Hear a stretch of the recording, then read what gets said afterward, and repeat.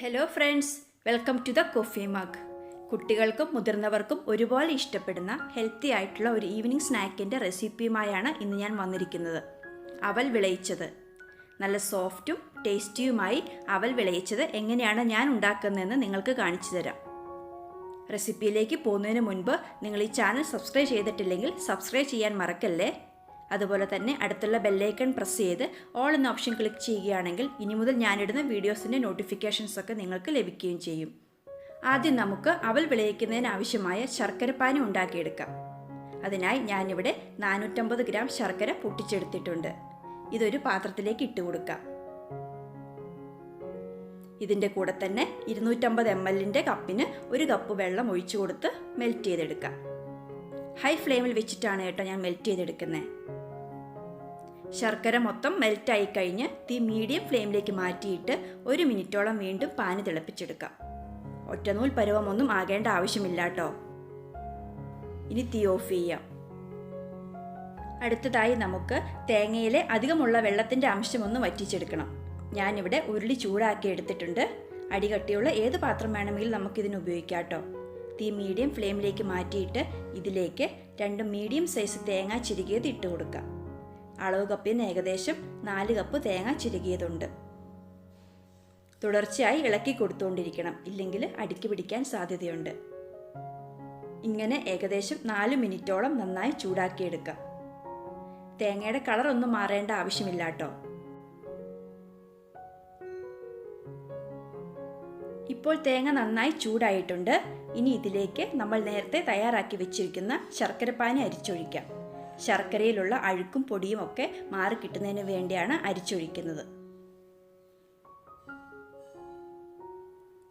ഇനി ഇത് നന്നായി മിക്സ് ചെയ്തെടുക്കണം. ഈ സമയത്ത് തീ മീഡിയം ഫ്ലെയിമിലാണ് വെച്ചിരിക്കുന്നത്. ഇളക്കി കൊടുത്തുകൊണ്ടിരിക്കാം. ശർക്കരപ്പാനിയിൽ കിടന്ന തേങ്ങ നന്നായി വഴന്നു വരണം. പാനി മുഴുവനായി മറ്റിപ്പോകരുത്. ഏകദേശം 5 മിനിറ്റ് മീഡിയം ഫ്ലെയിമിൽ ഇങ്ങനെ വഴറ്റിയെടുത്താൽ മതി.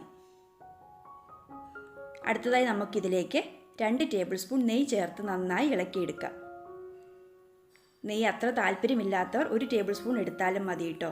പക്ഷെ നെയ്യ് ചേർക്കുമ്പോൾ പ്രത്യേക ഒരു ടേസ്റ്റാണ്. ഏകദേശം 1 മിനിറ്റ് ഇളക്കി കൊടുത്തതിന് ശേഷം തീ ഓഫ് ചെയ്യാം.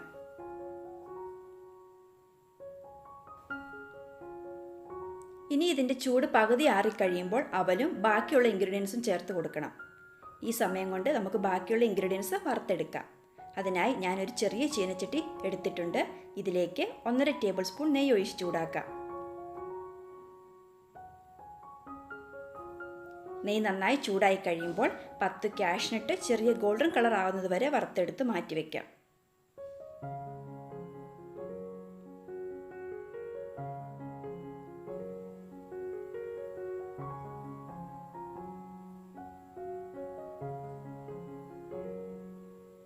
ഇനി ഇതിലേക്ക് 2 ടേബിൾ സ്പൂൺ ഉണക്കമുന്തിരി ഇട്ട് കൊടുത്ത് വറക്കാം.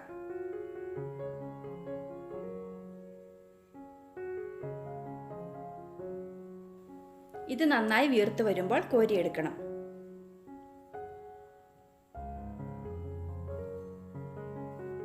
അടുത്തതായി 1/4 കപ്പ് പൊട്ടുകടലയും കൂടി വറുത്തെടുക്കണം.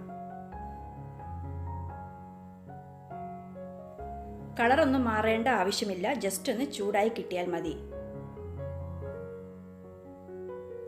ഇനി തീ ഓഫ് ചെയ്തതിന് ശേഷം ഇതിലേക്ക് 1.5 ടേബിൾ സ്പൂൺ എള്ളും കൂടി ചേർത്ത് ഇളക്കി നെയ്യ് സഹിതം മാറ്റിവെക്കാം.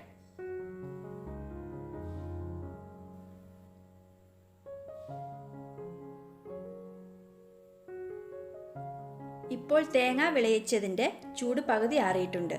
ഇതിലേക്ക് 250 ഗ്രാം മട്ട അവൽ 3 പ്രാവശ്യമായി ചേർത്ത് കൊടുക്കണം. 250 ml കപ്പിന് നന്നായി പ്രസ് ചെയ്തെടുത്തിട്ടുള്ള 3 കപ്പ് അവലുണ്ടിത്. ഇതുപോലെ അവൽ വിളയിക്കാൻ ഏറ്റവും നല്ലത് മട്ട അവലാണ്. അതുപോലെ തന്നെ തേങ്ങ വിളയിച്ചതിന് നല്ല ചൂടുള്ളപ്പോൾ അവൽ ചേർത്ത് കൊടുത്താൽ പെട്ടെന്ന് തന്നെ കല്ലച്ചു പോകും. ചവച്ച് കഴിക്കാൻ ഭയങ്കര ബുദ്ധിമുട്ടായിരിക്കും. അത് കാരണമാണ് പകുതി ചൂടാറണമെന്ന് പറയുന്നത്.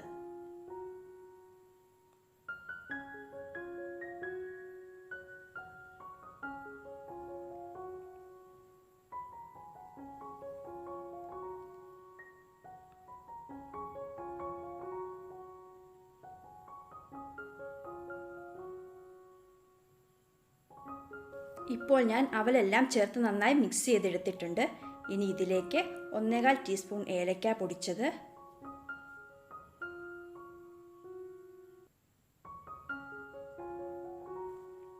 1/2 ടീസ്പൂൺ ജീരകം പൊടിച്ചത് എന്നിവ ചേർത്ത് നന്നായി ഇളക്കി യോജിപ്പിക്കാം. ഇവ ചേർക്കുമ്പോൾ അവൽ വിളയിച്ചതിന് നല്ലൊരു ടേസ്റ്റ് കിട്ടും.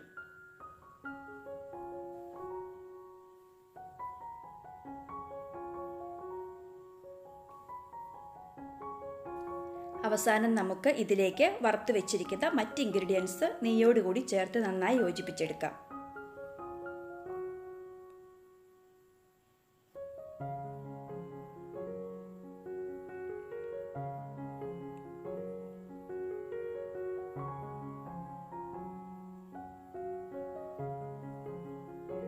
ഇപ്പോൾ നമ്മുടെ അവൽ വിളയിച്ചത് റെഡി ആയിട്ടുണ്ട്. വളരെ എളുപ്പത്തിൽ തയ്യാറാക്കാൻ പറ്റുന്ന ഒരു സ്നാക്കാണിത്. ഈ രീതിയിൽ അവൽ വിളയിച്ച് ഒരാഴ്ച വരെയൊക്കെ ഇരിക്കും. നന്നായി മിക്സ് ചെയ്തതിന് ശേഷം ഒന്ന് ഇതുപോലെ തട്ടിപ്പൊത്തി വയ്ക്കാം. ഇനി ഇതിൻ്റെ ചൂട് നന്നായി ആറിയതിന് ശേഷം ഡ്രൈ ആയിട്ടുള്ള ഒരു പാത്രത്തിൽ ഇട്ട് സൂക്ഷിക്കാം. ഉണ്ടാക്കി പിറ്റേ ദിവസം കഴിക്കുമ്പോഴാണ് ടേസ്റ്റ് കൂടുതൽ. അപ്പോൾ നിങ്ങൾ എല്ലാവരും ഇതൊന്ന് ട്രൈ ചെയ്ത് നോക്കുക, നിങ്ങൾക്ക് ഇഷ്ടപ്പെടും. ഉണ്ടാക്കി നോക്കിയിട്ട് അഭിപ്രായം അറിയിക്കാൻ മറക്കല്ലേ. ഈ വീഡിയോ ഇഷ്ടപ്പെട്ടെങ്കിൽ ലൈക്കും ഷെയറും ചെയ്ത് എന്നെ ഒന്ന് സപ്പോർട്ടും ചെയ്യാൻ മറക്കല്ലേ. അപ്പോൾ നമുക്ക് മറ്റൊരു നല്ല റെസിപ്പിയുമായി വീണ്ടും കാണാം. Thank you.